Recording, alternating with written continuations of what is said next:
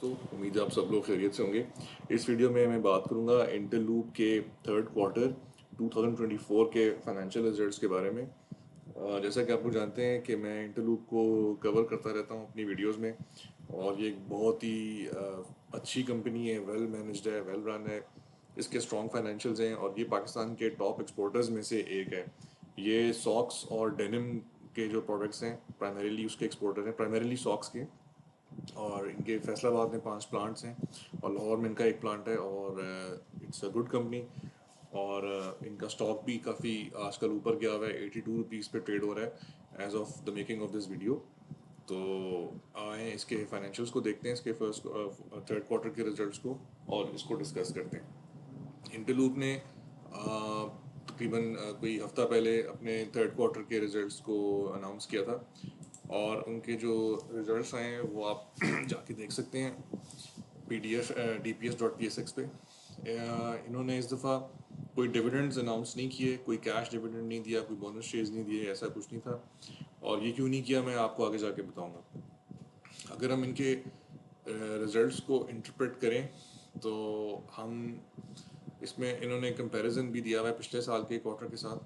तो इस साल जो इनकी इस जनवरी फरवरी मार्च के क्वार्टर में जो सेल्स हैं वो 39 बिलियन रुपीज़ की हुई हैं, जो कि पिछले साल 31 बिलियन थी। Cost of sales 27 billion, gross profit 11 billion, और टोटल जो प्रॉफिट था सारे खर्चे निकाल के वो तकरीबन 4.1 बिलियन था। EPS 2.95 बना, जो कि पिछले साल 6.84 था। इसको मैंने एक प्रेजेंटेशन की फॉर्म में भी लिख लिया, जो कि अंडरस्टैंड करना ज़्यादा इजी होगा आपके व्यूअर्स के लिए। अगर आप इसके रिजल्ट्स को देखें तो एक चीज़ जो नज़र आती है वो ये है कि जो रेवेन्यू है वो पिछले साल के मुकाबले में काफ़ी ऊपर गया। पिछले साल इसी क्वार्टर में सेल्स 31 बिलियन की हुई थी, जो कि इस साल 39 बिलियन पे हुई हैं।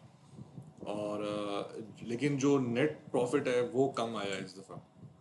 इसकी एक वजह, बड़ी वजह ये है कि पिछले एक साल में जो बिजली की कॉस्ट है, जो एडमिन एक्सपेंसेस हैं, वो काफ़ी बढ़ गए हैं। मतलब जो बिजली है वो महंगी हुई है, जो कि सारी इंडस्ट्री जिससे अफेक्ट हुई है। इसमें एक चीज़ देखने वाली ये है कि इंटरलूप, जहाँ तक मेरी इन्फॉर्मेशन है, इनका अपना ग्रिड तो है और अपनी इनका पूरा प्लांट सोलर पे भी है, लेकिन आई एम नॉट श्योर कि इनके पास अपना कैप्टिव पावर प्लांट है या नहीं। अगर आप दूसरी चीज़ देखें तो जो फाइनेंसिंग कॉस्ट है वो पिछले साल इसी क्वार्टर में 1.39 बिलियन थी, जो कि इस साल उससे डबल है। ये चीज़ जो है समझनी मुश्किल नहीं है कि जो पाकिस्तान में इंटरेस्ट रेट्स ऊपर गए हैं उसकी वजह से फाइनेंसिंग बहुत महंगी होगी और वो कंपनीज की टॉप लाइन को हर्ट कर रही है। सो एडमिनिस्ट्रेटिव एक्सपेंसेस भी आप देख लें, पिछले साल 1.5 बिलियन थे, जो कि इस साल 2.3 बिलियन के हैं। मतलब फाइनेंसेस और एडमिनिस्ट्रेटिव जो कॉस्ट है उसको अगर आप देखें तो उससे कंपनी की टॉप लाइन हर्ट हुई है, लेकिन सेल्स बढ़ी हैं, जो कि आपके रेवेन्यू के नंबर से समझ आ रही है। ओवरऑल इसमें अगर हम देखें तो इसका रेवेन्यू ऊपर गया है, फाइनेंसिंग की कॉस्ट ऊपर गई है, EPS नीचे गया है। जनरली ये स्टॉक सेफ है, ये कंपनी बहुत तगड़ी है, इसके फाइनेंशियल ओवरऑल बहुत अच्छे हैं, इसके पास कैश का मोड काफ़ी ज़्यादा है, इसकी मैनेजमेंट जो है वो काफ़ी कॉम्पिटेंट है, इसका मार्केट शेयर एक्सपोर्ट में इसके काफ़ी अच्छा है, इसके क्लाइंट्स इसके साथ लॉन्ग टर्म चल रहे हैं। तो ओवरऑल ये स्टॉक अच्छा है और ये सेफ है, ये स्टेडी है, लॉन्ग टर्म इसको होल्ड किया जा सकता है। एक इसमें प्रॉब्लम जो है, जो मुझे इसमें जो मेरा कंसर्न है वो ये कि इसका फ्री फ्लोट कम है। ये 15% फ्री फ्लोट वाला स्टॉक है। मतलब इसके सिर्फ 15% जो इसके शेयर्स हैं वो मार्केट में ट्रेड होते हैं। ये अगर आप देखें इक्विटी प्रोफाइल इसका DPS PSX पे, तो सॉरी ये 20% है। इन्होंने शायद बढ़ा दिया क्योंकि लास्ट ईयर ये 15% था। इसका मतलब ये है कि 20% खाली शेयर्स मार्केट में ट्रेड हो रहे हैं, बाकी 80% शेयर्स जो हैं वो इंटरलूप की ट्रेजरी के पास और इनके जो इनसाइडर्स हैं, जो डायरेक्टर्स हैं, उनके पास हैं। और वो एट देयर ओन विल, मतलब अगर चाहें तो वो उसको मार्केट में शेयर्स बेच के प्राइस को मैनिपुलेट कर सकते हैं। इसलिए मैं इंटरलूप पे बहुत ज़्यादा एग्रेसिव प्राइस टारगेट्स देना शायद प्रेफर ना करूं, क्योंकि ये स्टॉक थोड़ा सा, मतलब मेरा कंसर्न है कि ये प्रोन टू मैनिपुलेशन है।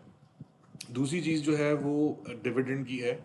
इंटरलूप ने जो रिजल्ट्स इस दफ़ा आए हैं, अगर उनको देखें तो एक्सपेक्टेड तो यही था कि इन रिजल्ट्स को देख के कि डिविडेंड नहीं मिलेगा, और ऐसा ही हुआ।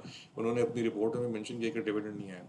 इन्होंने लास्ट डिविडेंड पे किया था पिछले रिजल्ट्स के साथ, जो कि सेकंड क्वार्टर के रिजल्ट से, लेकिन इस दफ़ा उन्होंने डिविडेंड नहीं पे किया। मुझे भी ये लग रहा है कि इस साल उन्होंने डिविडेंड शायद उतने पे नहीं करने, और मेरी इसमें असेसमेंट यही है और रिकमेंडेशन यही है कि लूप अगर फुल 20% पे डिविडेंड नहीं पे करता तो कम से कम चले 10% पे डिविडेंड भी पे कर दे, तो एक अच्छा साइन जाता है मार्केट में। So there you have it. अपने प्लीज़ कमेंट्स में ज़रूर मेंशन कीजिएगा अगर आपकी कोई इसमें इनपुट है या आपका कोई क्वेश्चन है, तो ज़रूर बताइएगा। आपके कमेंट्स और आपका फीडबैक मेरे लिए बहुत इंपॉर्टेंट है। टेक केयर, अल्लाह हाफिज़, टिल नेक्स्ट टाइम, ओके।